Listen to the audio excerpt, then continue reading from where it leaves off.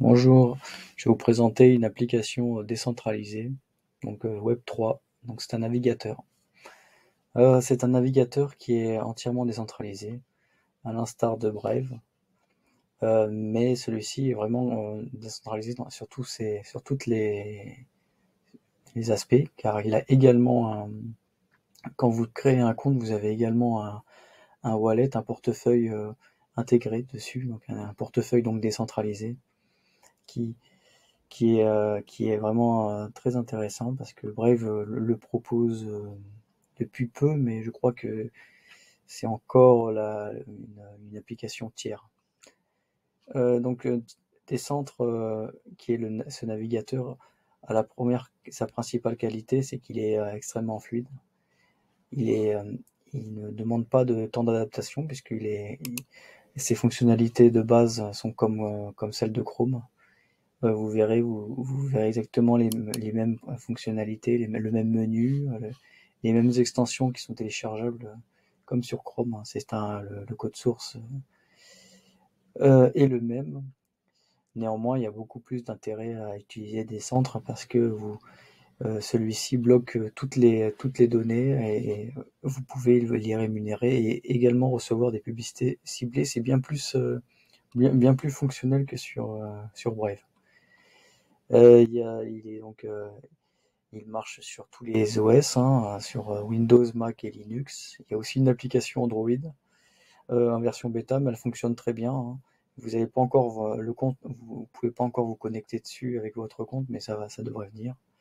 Donc là, vous avez une roadmap, hein, ils sont en développement, mais le navigateur fonctionne très bien déjà. Mais le développement, c'est pour les fonctionnalités en plus.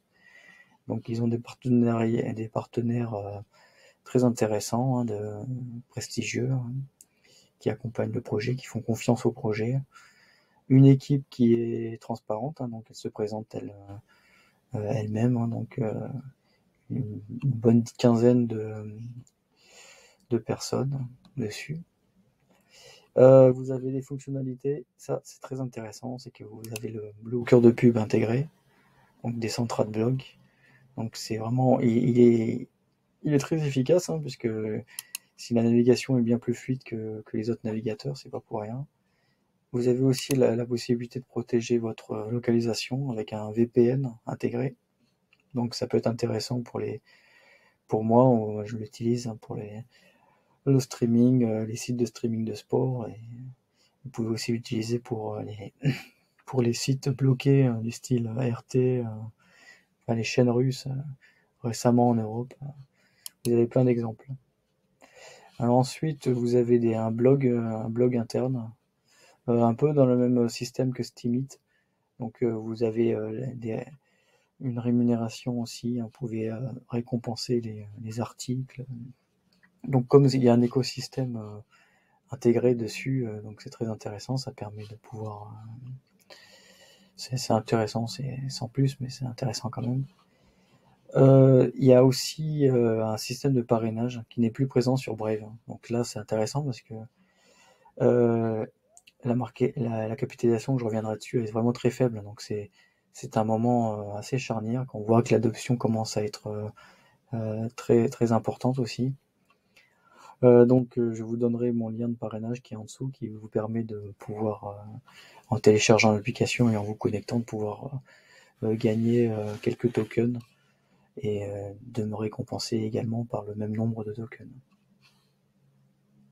Là, nous sommes sur la page de récapitulative, là, donc Explorer, des centres Explorer, où il y a toutes les informations globales de la plateforme, les chiffres clés qui renseignent de l'adoption de la plateforme. Donc c'est assez transparent, c'est l'avantage, hein, c'est vraiment un intérêt intéressant il ne cache rien, donc vous pouvez voir par vous-même que l'adoption est très croissante, l'adoption globale. Donc là, depuis quelques mois, j'explique cette croissance en grande partie par certaines vidéos de youtubeurs américains qui ont fait quelques vidéos là. Il y a eu 2 vidéos intéressantes là qui ont fait plusieurs dizaines de milliers de vues, et on arrive à 35 000 utilisateurs contre 8 000 au début de l'année. Donc c'est très intéressant, sachant que le token a baissé d'environ 80% depuis 4 mois, en raison de la chute globale du marché des crypto-monnaies. Donc c'est décorrélé à la plateforme. Et aussi le fait qu'il y ait peu d'échanges qui proposent l'achat de ce token, qui est un ERC20, mais qui sera également sur la blockchain Cosmos. Donc il y aura peut-être plus de possibilités d'échange. Voilà, vous avez aussi des données par rapport à la valorisation des données, hein, par rapport à l'utilisation. Voilà, c'est intéressant, c'est ce qui rémunère les utilisateurs, et aussi c'est pour les publicitaires, les annonceurs. Donc en fait, vos données sont revendues au lieu d'être récupérées gratuitement comme sur Chrome. Donc voilà, il y a une adoption qui n'est pas exponentielle, mais qui est très croissante, hein. En ce qui me concerne, je l'utilise pour les raisons que je vous ai expliquées, c'est-à-dire la fluidité, la simplicité. Le menu est comme Chrome, donc il y a pas un temps d'adaptation important. Et il y aura sûrement une adoption exponentielle si je pense, quand il y aura un certain nombre d'utilisateurs. Donc la plateforme commencera à devenir assez démocratisée. Donc il y a un intérêt à s'y intéresser le plus tôt possible, rien que pour la valeur du token. Parlons du token maintenant. Le token a une valorisation assez faible. Donc actuellement, là, en mars 2022, donc le market cap est de 5 millions, mais 50 millions complètement dilués. Donc 10% seulement des tokens sont libérés.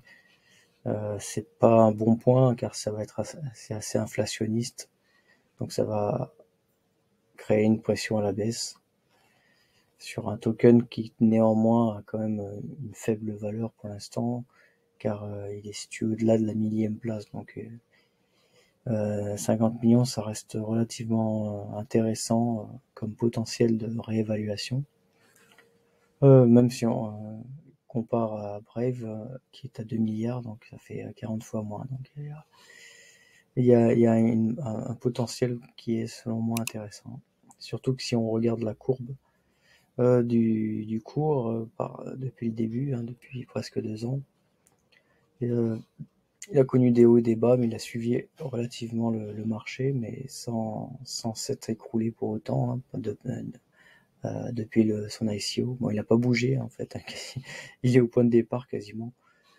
Il est descendu vraiment au plus bas vers les 3 centimes une fois, 5 centimes une deuxième fois, et actuellement il est à 5 centimes.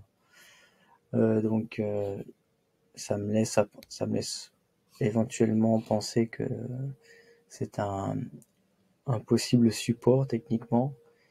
En tout cas, moi je le pense, mais comme c'est pas un conseil en investissement, c'est que mon avis. En plus, ça peut continuer de baisser, bien entendu, hein, si le marché global continue sa dégringolade. C'est pas lui qui va notamment prendre le sens inverse. Enfin, sauf si l'adoption de la plateforme commence à devenir intéressante, parce que là le navigateur est en relative croissance depuis quelques mois, et le token n'a pas évolué depuis. Donc le cours est freiné par le bear market actuel. Néanmoins, il a déjà eu une valorisation 10 fois supérieure à celle actuelle, donc, alors que le projet n'était pas encore en fonctionnement. Donc c'est intéressant, selon moi. Il y a quelques points positifs. Et un autre point positif, c'est qu'il n'est pas encore listé sur des exchanges importants, comme Binance, Coinbase, KuCoin, etc. Les deux principaux, il y a deux ou trois plateformes là, centralisées d'ailleurs, qui le proposent, hein. C'est Ascendex, PVNex que je ne connais pas, et Oud que je connais pas non plus. Moi je suis inscrit sur Ascendex. Donc voilà, globalement c'est voilà comment résumer la valorisation du projet.